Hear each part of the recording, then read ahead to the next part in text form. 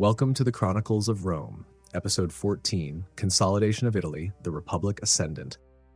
By the close of the Third Samnite War in 290 BCE, the landscape of Italy had been irrevocably altered. What had begun as a series of regional wars had culminated in the forging of a new political and military order, one centered on a single city-state, Rome. But victory on the battlefield was only the beginning. What followed was a deeper, quieter conquest. The next quarter century, from 290 to 264 BCE, was not dominated by grand battles or legendary sacrifices, but by roads, colonies, treaties, and the calculated integration of a fractured peninsula. This was the era of consolidation, and it was here that Rome laid the true foundation for its rise to empire. In 290 BCE, consuls Manius Curius Dentatus and Publius Cornelius Rufinus conducted decisive campaigns to subdue remaining Samnite resistance. While the exact terms of surrender are not fully preserved, the Samnites were clearly defeated and incorporated into the Roman alliance system. They were stripped of much of their independence, obligated to contribute troops to Rome's armies, and bound by treaty, though not completely disarmed according to surviving records. Soon after, Rome turned northeast. The Sabines, a rugged people long resistant to Roman dominance, were conquered and granted Civitas sine Suffragio around 290 BCE. This partial citizenship integrated them legally while denying voting rights. By 268 BCE, they would receive full Roman citizenship, a testament to the effectiveness of Rome's gradual integration policy. To the east and southeast, the Volsci and Aequi, once fierce opponents of early Rome, had already been subdued by 304 BCE, but lingering resistance was stamped out by 284 BCE. These former enemies were now governed by Roman magistrates, spoke Latin in public affairs, and followed Roman law.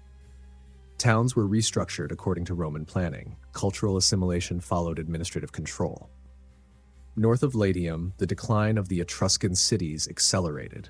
Ancient centers like Volsci, Perusia, and Clusium were drawn into Roman influence through treaties that undermined their autonomy. While some retained ceremonial independence, their elites increasingly joined Roman political and military structures. Etruscan youth entered Roman military service, and local gods found places in Roman rites. Cultural assimilation became political stabilization. In Umbrian territory, still bruised from involvement in the Battle of Sentinum, Rome began a campaign of presence more than conquest. The construction of roads and placement of colonies turned Umbrian valleys into Roman corridors. Integration followed by proximity.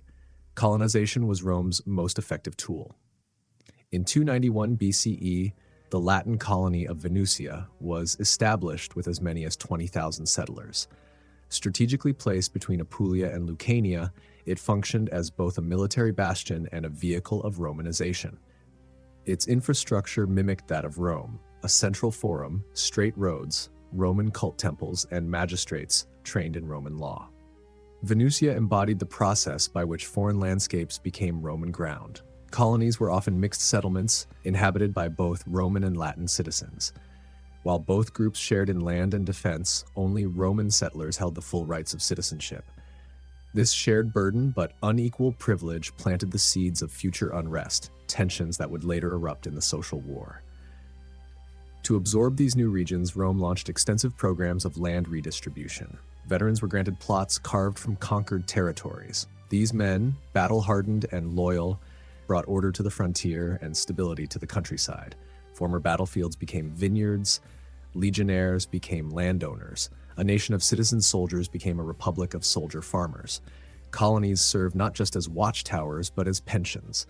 Veterans were rewarded not with coin, but with land. In farming their fields, they paid back Rome not in taxes, but in presents. And these farmers were counted. Every 5 years, Roman censors arrived in new territories, recording names, wealth, and rank. The census was not just a tally, it was an act of recognition. For many Italians, it was the first time they were seen by the state. Categorized, obligated, included. Other colonies were established in this period: Hadria on the Adriatic coast, Narnia in Umbria, Carsioli in the Apennines. Each extended Rome's reach and influence into strategic corridors.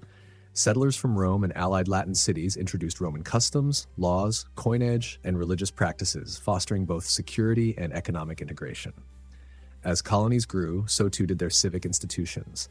Roman-style governance took root. Local councils debated grain quotas and military levies.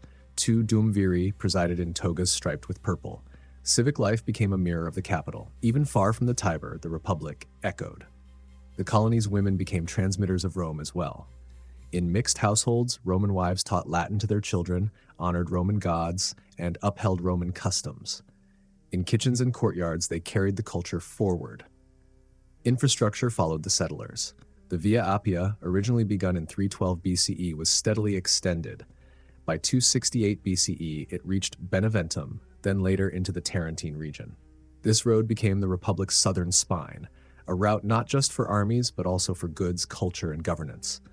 To the northeast, the Via Valeria, which had begun around 307 BCE, extended from Tibur, modern Tivoli, into the Apennines, reaching towns like Corfinium and regions near the upper Sangro Valley. These roads were feats of engineering, yes, but also instruments of empire. Where a Roman road ran, so too did Latin speech, legal authority, and cultural identity. Alongside conquest and colonization, Rome developed its federation model.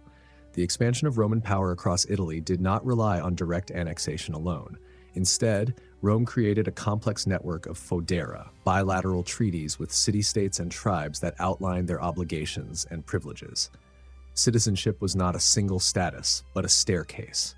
Full Roman citizenship brought the vote, marriage rights, and legal appeal. Civitas sine Suffragio offered law without voice. Ius Latiae allowed a local path to citizenship. Over time, many Italians could ascend, but only if they played by Rome's rules. Roman law began to bleed beyond the city. In disputes over land, inheritance, or debt, it was not tribal custom, but lex romana that prevailed. Law became Rome's quiet empire. Among these allies were the Picentes, an Italic tribe along the Adriatic who allied with Rome around 299 BCE. Their knowledge of eastern terrain and access to critical grain routes helped Rome secure the northeastern frontier and complete the strategic encirclement of Samnium. Their integration into Rome's alliance system showcased the Republic's ability to expand through diplomacy as well as force. Rome's expansion was not purely martial. It was economic. Colonies like Venusia became trade centers, linking local markets with Roman commerce. Roads sped the movement of goods. Roman coinage unified the peninsula's economic zones. Local farmers adopted Roman agricultural techniques. Cultural assimilation followed grain contracts, and the old ways faded. Latin became the prestige language. Tribal oaths gave way to Roman contracts. In courts and assemblies, Latin was the tongue of law, commerce, and command. To speak Latin was to be heard. In public inscriptions from Lucania to Umbria, Latin replaced Oscan, Etruscan, and Umbrian scripts. Tax rolls, temple dedications, and even love poems now spoke with one voice, the voice of Rome. Yet not all was erased. In backwoods, shrines, and mountain villages, Oscan prayers still echoed. Etruscan auguries were whispered in secret. Beneath Roman order, Italy remained a tapestry of tongues and gods. Religion sealed the transformation. Jupiter Optimus Maximus, Mars Ultor, and Vesta found shrines in distant towns. Roman priests officiated alongside local cult leaders. Rituals once limited to the hills of Latium now echoed through the valleys of Umbria and the plains of Apulia. The Feriae Latinae, once confined to Mount Alban, now marked the sacred bond of all Italy under Roman hegemony. Festivals once unique to local cults were reoriented toward Roman dates. Saturnalia spread, Venalia was shared. Rome was not erasing faith, it was rescheduling it. Temples were not just sacred spaces. They became treasuries, civic archives, and loan offices. They held grain reserves and silver ingots. To build a temple was to sanctify a city's place in the Republic. The pontifices and augurs traveled the peninsula, blessing walls, recording omens, and weaving distant provinces into Rome's sacred calendar. Roman senators gained clients in distant towns, local elites who governed in Rome's name, but who also sought favors, offices, and protection. Patronage, as much as the sword, built the Republic's reach. Archaeological evidence speaks silently of this shift. In Venusia, inscriptions in Latin record the names of magistrates and grain merchants. In Narnia, remnants of Roman fortifications align with the precise grid of a colonial plan. Along the Via Appia, the ruts of wheels still score ancient stone, worn smooth by generations of carts and legions. Rome's census rolls swelled. By 265 BCE, the Republic could draw on hundreds of thousands of men. No longer a city with allies, Rome had become a peninsula with armies. Yet Rome's order came at a cost. In the hills of Campania, large estates began to rise, worked not by free men but by slaves, captives from wars of expansion. Wealth grew, inequality widened. The Republic was prosperous. But pressure was building. For many allies, peace came at a price. Troops were conscripted, grain was taxed, the benefits of Rome flowed unevenly. Roads ran both ways. Not all allies were satisfied. Latin cities served in the legions, bled for Roman victories, built Roman roads. But still, they lacked the vote. In time, this tension would erupt. Rome had unified Italy, but unity was not the same as equality. In 287 BCE, as tensions rose between plebeians and patricians, the Lex Hortensia was passed. It declared that laws passed by the plebeian assembly would apply to all Romans. For the first time, the voice of the common man could shape the law of the Republic. By 265 BCE, Rome had created a web of loyalty, utility, and aspiration. No single city could challenge its military. No tribe could resist its infrastructure. The Republic's political structure had proven resilient. The annual consulship gave way to longer commands under the proconsulship system, allowing experienced generals to manage extended campaigns and govern restive areas. The Republic, in managing Italy, discovered the rhythms of rule. Local elites governed under Roman law.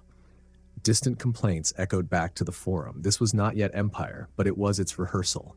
Yet this Rome was still recognizably Italian. It absorbed as much as it imposed. Etruscan rituals, Sabine traditions, Latin legal forms, all were retained, rebranded, and reused. Rome's genius lay in unifying diversity, not erasing it. A new identity was taking shape, Sabine by blood, Etruscan in ritual, Latin by language, Roman in loyalty. And in Venusia, at dawn, that identity stirred. A Latin merchant tallied amphore, a Sabine veteran sharpened a plow. In the Forum, a magistrate donned a striped toga. The statue of Jupiter looked on. It was not Rome, but it was Roman. This was the Italy that faced the Greeks. In 282 BCE, a Roman fleet entered the Gulf of Taranto, breaching a long-standing treaty. Tarentum, proud and wealthy, responded by attacking the fleet and insulting Roman envoys. War loomed. Fearing Rome's advance, Tarentum reached out to the wider Hellenistic world. It sent envoys across the Adriatic to Epirus, to a man descended from Achilles himself, King Pyrrhus.